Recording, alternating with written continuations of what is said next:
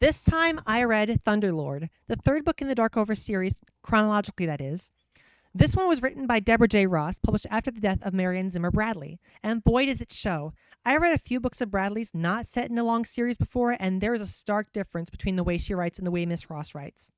Let's start with this. The book isn't awful, and it's much less creepy or pervy than Bradley's writing, but with the loss of that voice of the writer, it becomes so much more dry. It no longer feels like the words on the page have a personality. They just feel like pure information with no desire to bounce off the reader.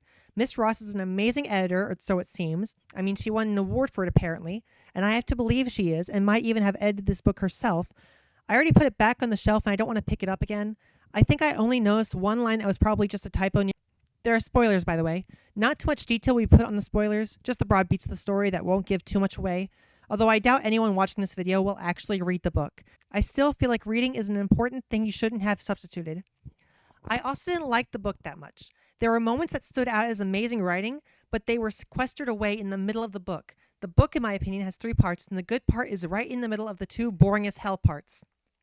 The story starts with us following Kyria, a masculine lass who accepts to marry a lord in exchange for her family getting paid.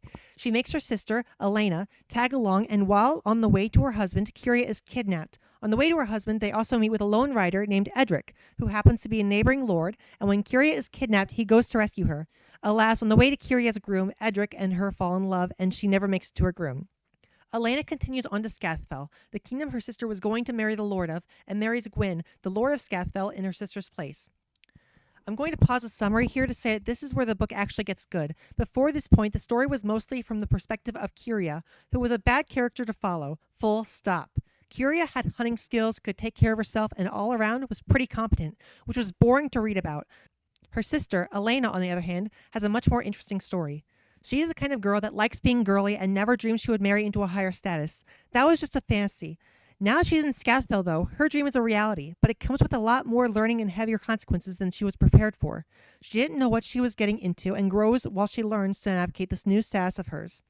This section boils down to dynamic characters are more interesting to follow as the main character than the static character. Everyone already knows this. Moving on. The final portion is when Gwyn discovers that Kyria is alive and marches on Alderaan, the kingdom where Edric rules. Gwyn gets absolutely destroyed because this is a world with magic and Edric can use that magic. Sort of. I will say that I like this about the finale of the book. Edric wasn't really what did the fighting in the climax. It seemed to me the implication was that Dolores' power had its own intentions and memory and wanted to defend Alderaan since Edric was unwilling. If you read Storm Queen, then the name Dorilus means something to you, but aside from that detail, the climax was subdued and passed over for the most part. I want to end this by complaining about how long it took to get through this book. It took me over a month when it should have taken me a week normally. The lack of voice, the blandness of almost all the characters, the large hardcover book I read it from, all of it combined to make the book a slog to get through. The only enjoyable moments are those when Gwyn and Elena are with each other, and those moments when they're apart just leave you waiting until they talk to each other again. There's such an interesting tension between these two, and it's a shame there wasn't more of that. But yeah, not a fan of this book. I can't say whether that's just the story's fault or if Mrs. Ross's writing is bad, but I can say that she fails to capture the voice of Bradley. This is my 4th video script and it's about my thoughts on a book. My last video was about the first 2 and was written a long time ago. I had noticed there was really only one person who started to read the Darkover books and she quickly dropped that project. I think I can read them all though. I mean, I have them all. What else am I going to do with them? If you like this video, please consider subscribing. Every bit helps. If you like the art for my Sona that you've seen me using for my videos, please consider supporting Overlord Neon on Patreon.